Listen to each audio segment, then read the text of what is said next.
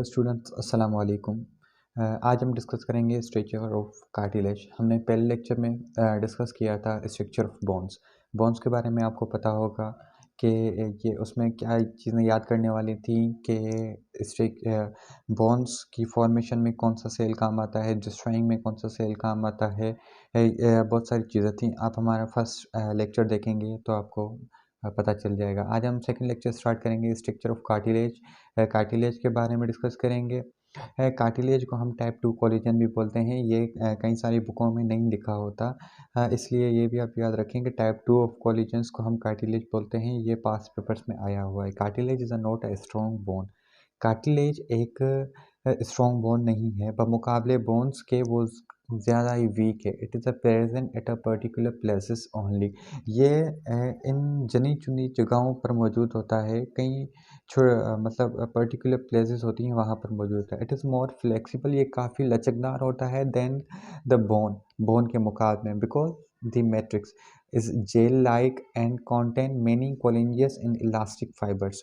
ये काफ़ी इसमें ये फ्लेक्सिबल इसलिए होता है क्योंकि इसमें ज़्यादा मिकदार मैट्रिक्स जो जेल की शुमा में जेल की शेप में होती है, इसलिए होता है, जिसमें बहुत सारे कोलिजेंस एंड इलास्टिक फाइबर्स होते हैं। The cartilage matrix is covered by a denser layer of collagen fibre called perichondrium.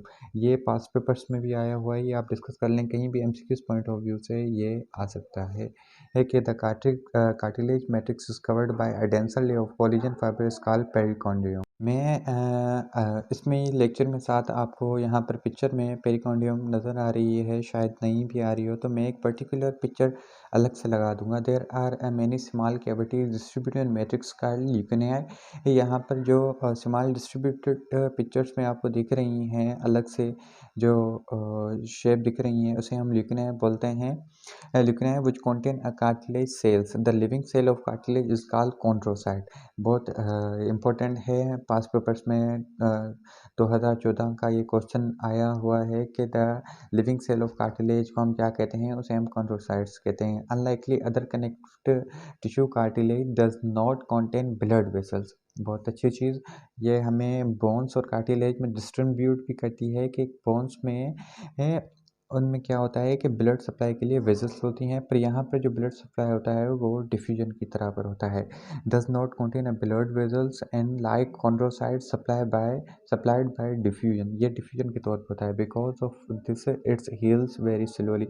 ये बमुकाबले बोन्स में जैसे ब्लड ट्रांसपोर्ट होता है वो काफ़ी ज़्यादा फास्ट होता है, बमुकाबले कार्टिलेज में काफ़ी स्लो होता है। Although the human skeleton initially made up of cartilage. जो हम इंसान हैं वो भी शुरुआती तौर पर हम कार्टिलेज से बने हुए थे and fibrous membrane. Most of this early support are soon replace by bone.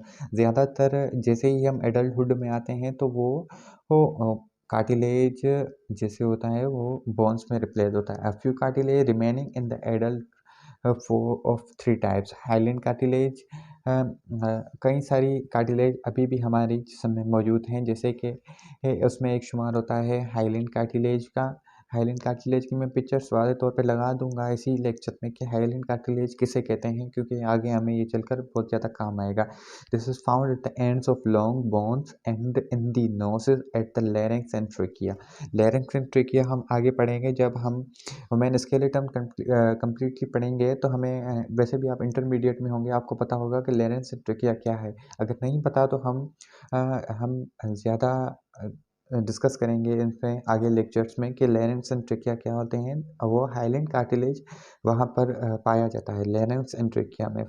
ये इनकी पिक्चर में वाले तौर पे लगा दूंगा। Fibro cartilage contain wide row of thick collagen fiber is found in the disc located between the vertebra and cartilage of knee।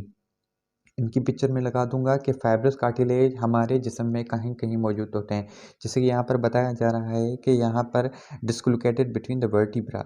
हमारे vertebra की जो डिस्क होती हैं, अब हम आगे चलकर जब स्केलेटन डिस्कस करेंगे तो वहाँ पर वर्टिब्रा और उसके डिस्क डिस्कस करेंगे। तो वर्टिब्रा कितनी है, कहाँ से स्टार्ट होती है, फर्स्ट वर्टिब्रा क्या है, सेकेंड क्या है, उसके डिस्क कौन सी है, डिस्क के बीच में क्या है, डिजीज़ क्या होती है, हम सारी आगे चलकर डिस्कस करेंगे।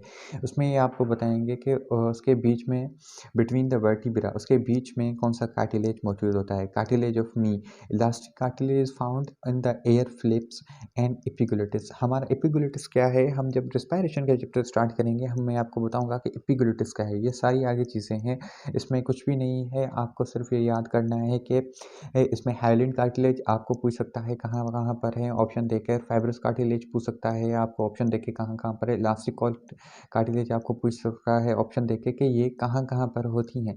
आपको ये जो पैरा है यहाँ तक काफ़ी अच्छी तरह से याद करना है। मैं इनकी पिक्चर्स अलग अलग लगा दूंगा, इसमें आप देख लेंगे। चलो तो कुछ कंपैरिजन है बिटवीन बोन्स एंड कार्टिलेज, उसको हम डिस्कस कर लेते हैं। जैसे कि कोलिजन फ्यूचर वगैरह है, तो कोलिजन, अब कोलिजन देखते हैं। बोन्स में जो है वो डेंसली पैक्ड होते हैं, डेंसली पैक्ड का मतलब वो टाइटली पैक्ड होते हैं, और कार्टिलेज में लूजली पैक्ड होते हैं।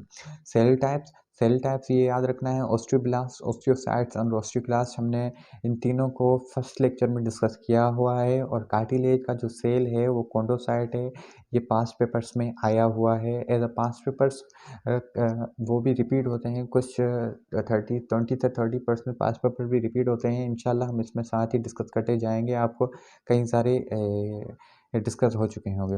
ब्लड वेसल्स, जिसे हमने बोन्स में पहले पढ़ा कि ब्लड वेसल्स प्रेजेंट होती हैं, कार्टिलेज में नहीं होती, हमने ऊपर पढ़ा।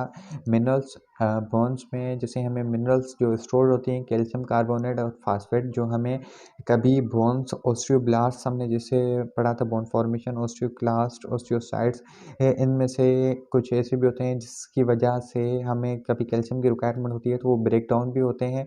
वो हमारी बॉडी में हमारी रिक्वायरमेंट पूरी करते हैं, वो बोन्स के थ्रू होते हैं, जहाँ पर वो एड अप होते हैं।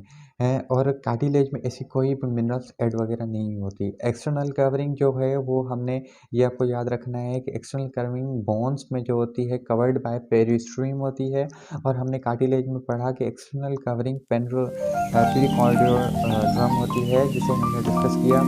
इंशाल्लाह अगला लेक्चर हमारा डिवीजन ऑफ ह्यूमन स्केलेटन पे होगा।